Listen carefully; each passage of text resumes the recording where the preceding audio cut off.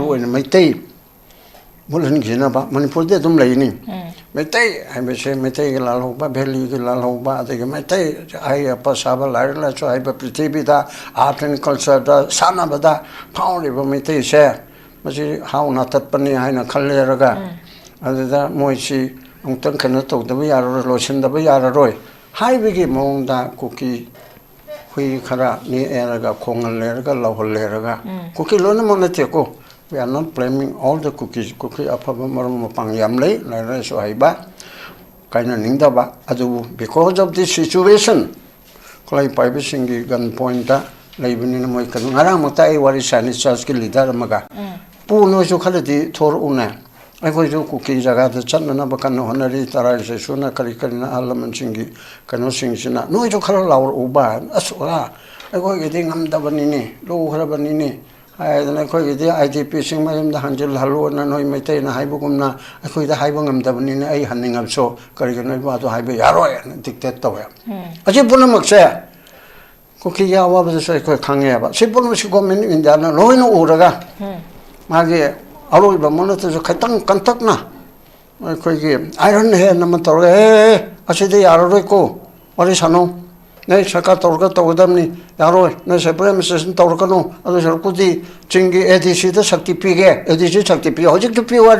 Chingi Power Hen Pio Yae, Panchai Chupio, Jalapolis Chupio, local sub government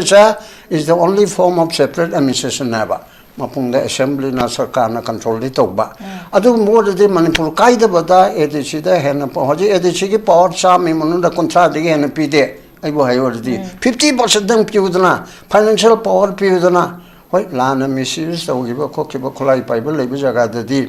Piri Port Jammu Kashmir, Chocolai Bible, and a Sidina to Edna. Moycano to Gairaga, and it's on a Kaido period, and a co. Other with the Migi cutting yellow with the Chumde. Higher than a Marit Sarkana Togan, Herbadi. The way I roll with that, assume what on the other says Sarkana, Marit Sarkana, I could come be the could be the Todona there. I quit my same chair. Maru majority were Ibamite, I coina. Puxel Shauna, Ichilina Kuntraga Manga.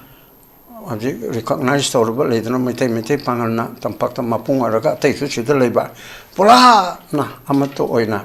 Junction the political system chair. Masigi the Mutaki Punahona, Mini, Mato die. Not as the Maharasakan, my Tojarakani, Tojarakani. Ising Jim Atonto di Pamjara Kanabako. Dorian the Chelly Wishing chair. Pammadamatam Sangaba, Igi, Canada, Sintecta, Tami Wishing chair. Narang Lenan Kahawi, Adonami Karani Changaba. Adu physically Totana, Karigama Totana, Kucham Garatorga, Tuna Toviadana. Lanjama Santoro Kalaba Loibudi. As I say, home Changan Bahona Bro. Women Togeti, Tamada, Haptamada, Narendra Modi, Namutogeti, Punghar the Buyaban, Chunto, everyone never done a quailing gentleman, a big Matotai, a quay pap, Tamina Matotai, Lakadar 2027, Gumbada, Paisana, it could be on top of it. Higher organizations, Simak Mamanga, Kugitakri, among the Sukuki, Emily Tarasi, Yamna Tunam, Kugi, Zuzulary by Emily from the Gi resigned to Godabani Habigi, Wafum Fundokibalade, to Handakshina Mo, Delegimi from Siam, Nakana Yanin the Basufondoroga Lunina, government Semakomatam Namako, Saruya, Yaro, Habigi, threatened Haitare, Wafon se Fondoroba, Kabaitami, Bawsami Taxida. Pajaba, Wafamni. How's Cookies will not take part in the Manipur government formation.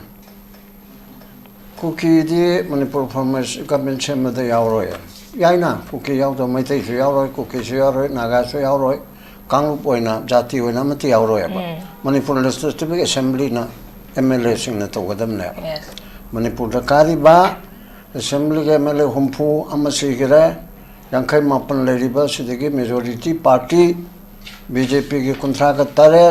माँ वो शौकत पर मयाम कांग्रेस की मंगा का खाइतो होगा लेमोरी बनी फूगा मरी असीना government सेंगो दबने मापुंदा BJP ना सपोर्ट टोरी मयाम अदुना याउचल लगपयुआने अदुना अदुना कुकी ना याउरोय अदुना याउगने अदु याउरोय ना कम्युनिटी ओने याउबयाते याउपम से थोकते MLA सिंग ने याउगदबनी MLA Singh Hanning about the other way I'm getting Cookie Woman, Human Rights Council like the Mamma, so any more kano chaling da thengna harabani aikogi human right commission gi kano thoring da uki human right edana more da maya mama moigi human right cho on ba kolon ba maya masigi address to minagi bani ada hojikti lady situation sida moina dictate to ba moigi MLA singbani moigi MLA BJP gi tare aduga BJP gi sarkar da chogalam ba aduga MLA ohum punna tara se masi sarkar sembada yauroi haibani kari authority da hariba yes moina sarkar semba yauni alaga yauroi haraga yagado sarkar semba si moina yauba yaudaba da lepa yade moina dictate tawba yade moi kari oiri BJP gi adugma party gi legislature party gi adugma high command gi makada chakadori basida aidi yauroi aidi yaune na mocha haiba ngambra ngamde moina force tawraga legislature amabu MLA amabu resign to honba ngambra adusu ngamde maduda khatang lo jo ibama hageba article 190 of the Constitution of India sigi 1 2 3 3 gi BC da MLA kana MLA amana mahake sit ase thadok na begi damukta mana ai bese ama speaker da pisilaga ma resign to be jai speaker na yes and accept or kana resign to gadam na ba badu proviso ama mukhamya ba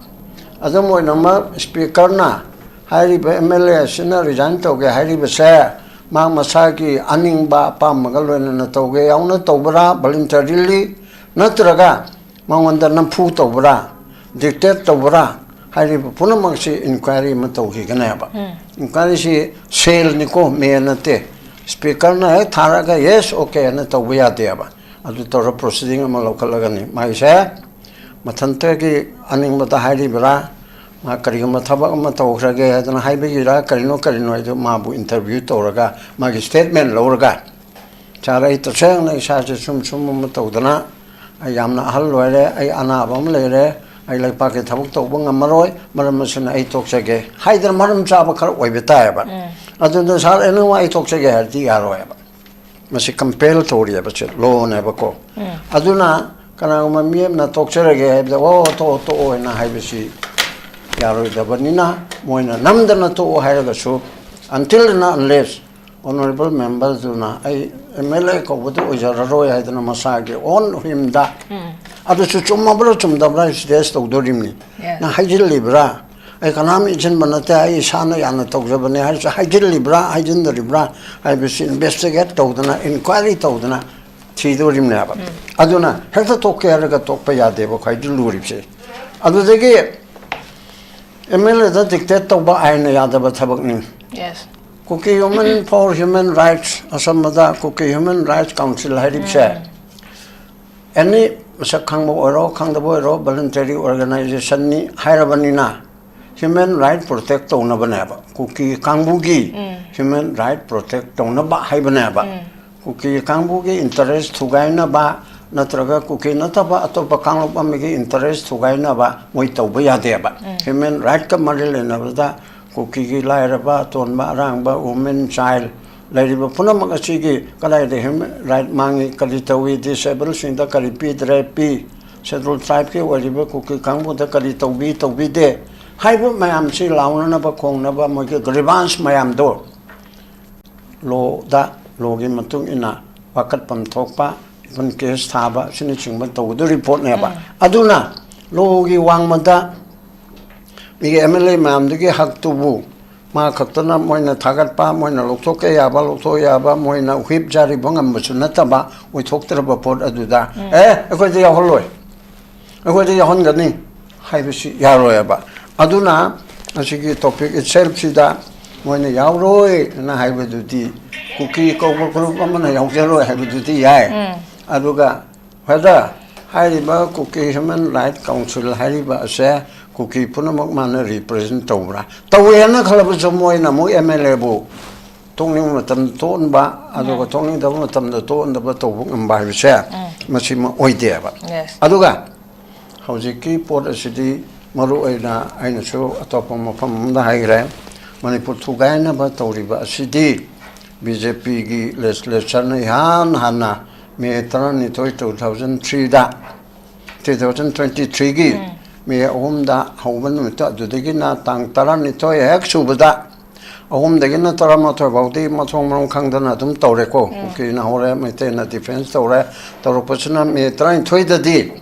Kuki Minister Ani Namchak again Amchangler Pau Hokip Ani na Luchingaga Moitaret Aduga Moibisogat Pa Asina Equi separate administration in the form of Union Territory Matrakalere in policy Kuki Singi Mehatpung Oire Equi Mongpam Oire Equi church leadership policing MLSing ministersing Ponamak Labang Andre Haidana Aranba statement number Toktana separate ki wapamasi Hurki Beneva not that Kuki Su Kanguna Kuki ITL na Kotuna I go separate administration Torani and Tang Degina Taramato trying to evolve the Kanamtana Hagidria. That means Aina highly the Manipur Tugaina but separate Taunaba Kuki Yatumba Taunana by Tobasa BJP the Topani Sima BJP Gisaru color they hype BJP learn among the Taba Moitara se assembly Humpu Manunda 16% about Taratru Sami Manunda Tratruk percent BJP gi assembly gi humpu gi manungda tarase tratruk percent nasina Manipur Thogaiba Pami Ibn Aduga Moise Kuki group that belong to Banab. Aduna Hairi Bakambu Ase BJP na my legislature party na Natraga Magi state party na Natraga central party na action law Namdea. That means Manipur se BJP legislature Mantri Oibe Yauna Matandru Mantri Oina Manipur Thugaige Haibesida Adugumba Toguraba Port Amanara. Aduga Haiba separate administration Horenjoko separate administration in the form of Union Territory. Habisi Manipur Thugairaga Haibin Si Aina Devako Masiga Aina Kana campaign to Wahuriba. Article 3 say Manipur Gamukta Sinaba Yadeva. Article 3 is Matung Inna. State Amadiki Daga Karok Topa Amad Haptok Hapin Toba reorganized the Wangami Hibanidra. But Manipur D. Article 363 Angarang Handigi Matang Haiba Horabani 363 Haibama Liriava 363 the Karehare Adugumba Mars Togiba Akogi Indiaki Bapung Pana Constitution Chanadringa Laipak Amaga India the Punchin Bagi Adugumba Treaty Agreement did Tauraga in the Yaugi Bishing Adugi the Mukta D. I call Article 3 is the height. Mohiki Matanga, Marcher Egamenki Maril and Abegi Matanga, Supreme Court na question to be a day, Maduki Staba Yade, Haina clerically Mahiriaba. Hari Basi, Hanjan have to cut a toe in Hybata ready. Bar to interference by courts in disputes arising out of the certain treaties agreement. Koidi agreement ni treaty ni. Pick up a pick na. Ningtokpan sovereign state, council of minister Laiba, assembly, parliament ki mong haitare, assembly Laiba, adum Laipakama, Kadasau Laipak Indiana, Punmina Rasi, no issue Laipanga Payauro, India Pumba Union of India same than no issue Yauro, India Sargam Oraga, Domina Rasi, than some certain condition Canada. Article Mapan Dako, Marja Agreement on 21st September 1949 at Ogiba, Madu with effect from 15 October 1949 at Ogiba. Adugi Matungina, Changi Benava. Hector Madigina, Sahikulum de 1972, how the Yamhantaba Takta Tameko. Adunana Topomatam, Ayage, Indiana, heck, Pony even a material, Yamhantaba second class, third class, that even party Bomba Udring among that. Chief Commissioner provision in Tamimni, Takara, Aduga 1950 get on the January, Market Constitution, Chatpakandana Part C, high in Naba. Other among the province in Lady Nemoko. Aduna, other mind to the Matamatan all about Sa, Masi, Pagera, Paloera, Mazariga Mendacona, Lali, Chumi, Hybidun, Amani. Adugumba, Treaty, Matoraga, Agreement, Matoraga, Yauki, Besing, Sa, Masiki, Matanga. Supreme Court na interference tawba ngamde Okay. adu ragadi Article 3 CD Parliament na law semdorimni Instead ama thogaraga ama da hapchin jana haibise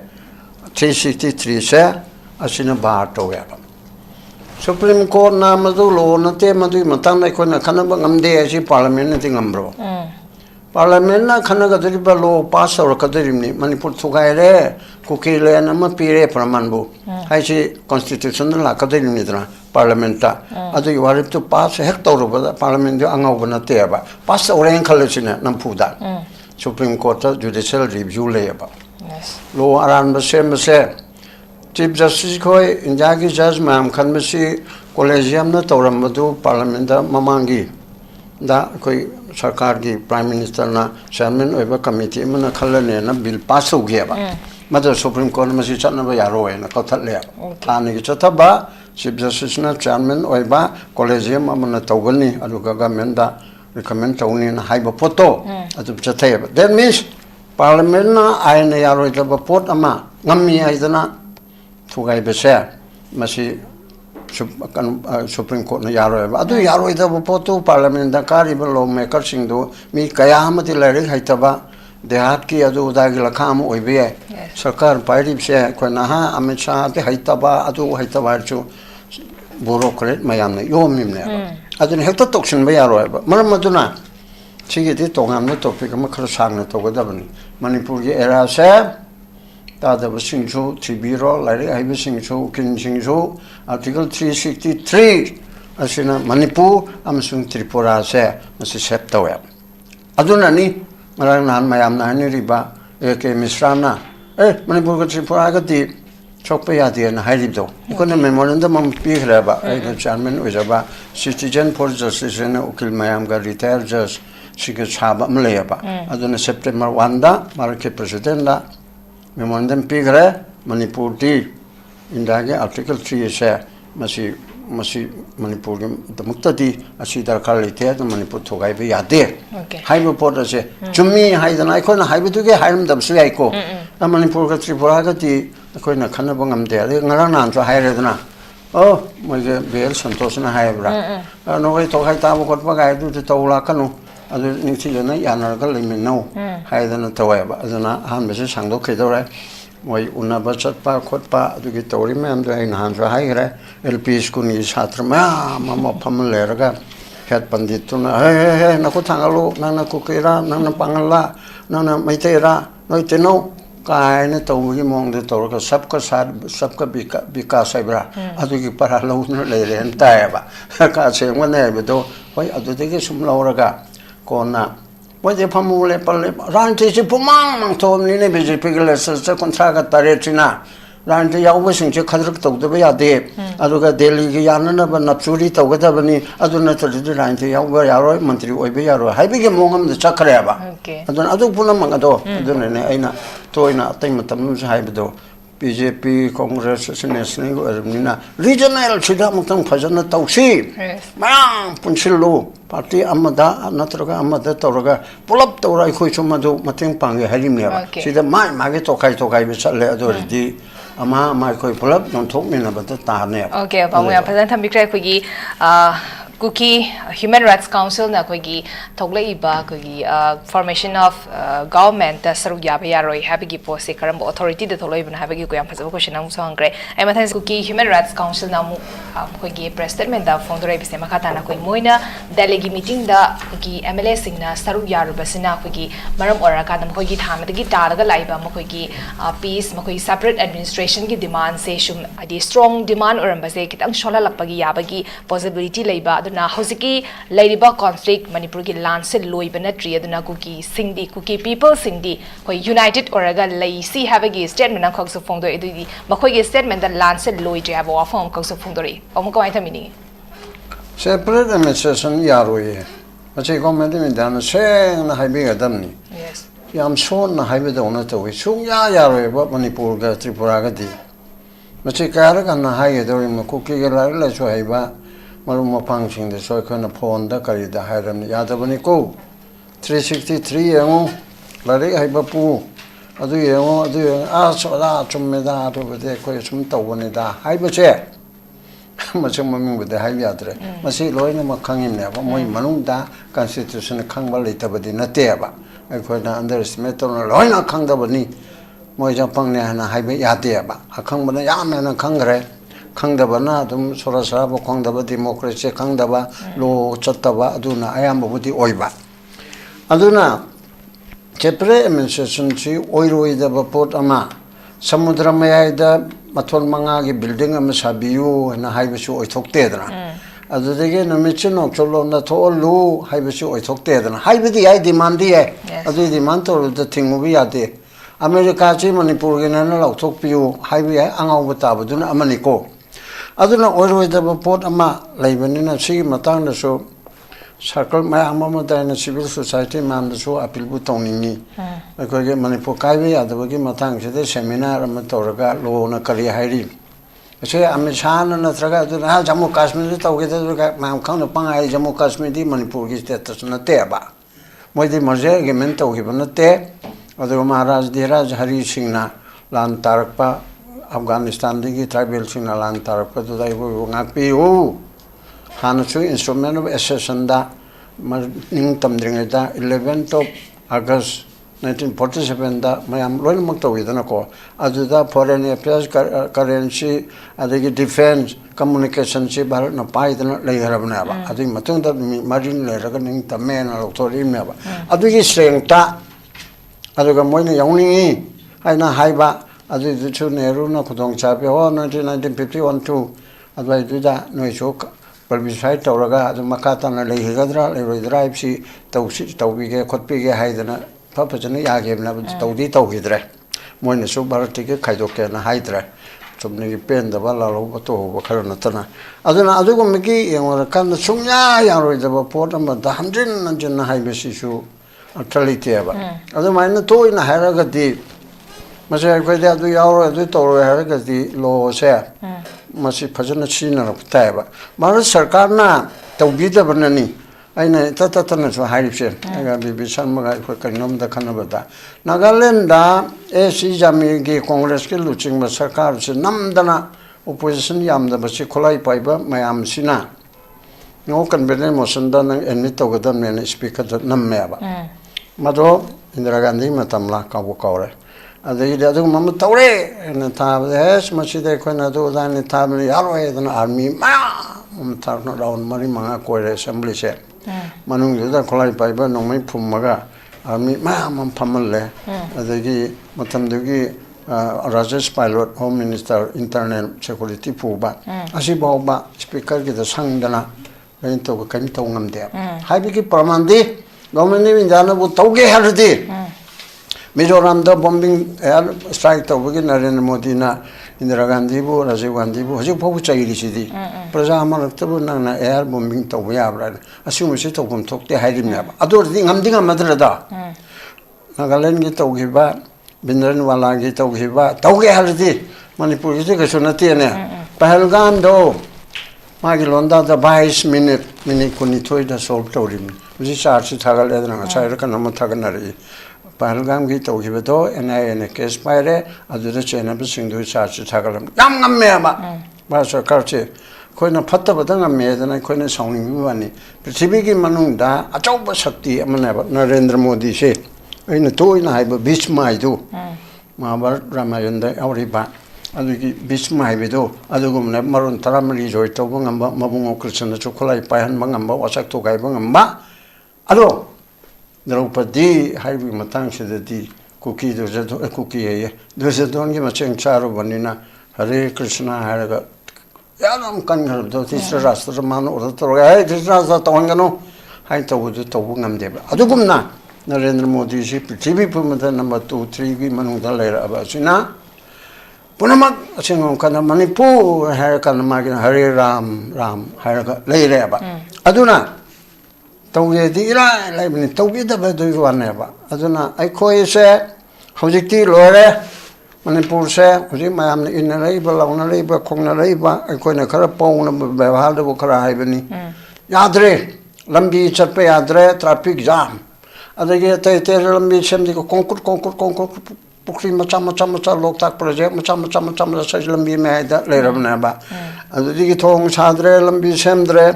अदुगी तोलो पीद्रे अदुगी पैसा पैसंदनो लेरे अदु कामुदने कनागुमन सरकार मले लगदी अदु बहुदी पैसा बहुदी थादो कदरा गायन खनरिचे 1 point मचा मदको लोइनम पुंसी सिरेबा अखोइना अगी नाउनी बेरेना गवर्नमेंट पाइबेदु अदु हम सोलदी अदु हम नमीना तोरना कइम तोंगम तो हाइदना लावना मिशन नंबर 1 अखोइनेबा president rule no behena phani haidana aduga akhona khaliba president rule da mu oiram draba sidi champut oiram ba champut chi nong khak tamudi charai han bada dum kari khang bai do aying adu khang ba adu dang oiram ba dum kaim kan draba to widem yam na maming chalaba jammu kashmir ge meter tekol torim na hai ba home secretary oiram ni amisha ge achan bane hai ba ko honorable governor manipur da lakpata इचम चंगरे मणिपुर दबला अति CBI सु NIA सु पुनमक समदगी पोतु तोरेबा जुना सु नोम नोम तोना जाति मसन खनदना कना मनारो सिदि कुकी तुमनो बात कदउने अरि कुकी न तै तुमना अदु रोलानबो पर सरकार मणिपुर थुगाइना बतौ नत्रो बीजेपी के शासन हिंदुनाइजेशन तौबो कांबो सिना मणिपुर थुगाइना बतौ नत्रो मरु इन मैतै मुलन गिनाबा मणिपुर दे दुम लैनी मैतै हाइबसे मैतै के लालौबा भेली के लालौबा अदगे मैतै हाइ पसाबा लाइरला छ हाइ पृथ्वी दा आर्ट एंड कल्चर दा साना बदा फाउरिबा मैतै से मसि हाउना तत्पनि हाइना खल्लेरगा अददा मोइसि उंतन खन तौदबा यारो लोसनदबा याररोय हाइबेगी मोंगदा कुकी हुई खरा नि एरगा खोंगल लेरगा लहल लेरगा कुकी लोन मोनतेको we are not blaming all the cookies cookie apaba maram pang yamlei lai so haiba kaina ningda ba adu because of this situation klai paibe singi gun point da leibini na moi kan ngara mata ai wari sani church ki leader maga pu no so khaladi thor una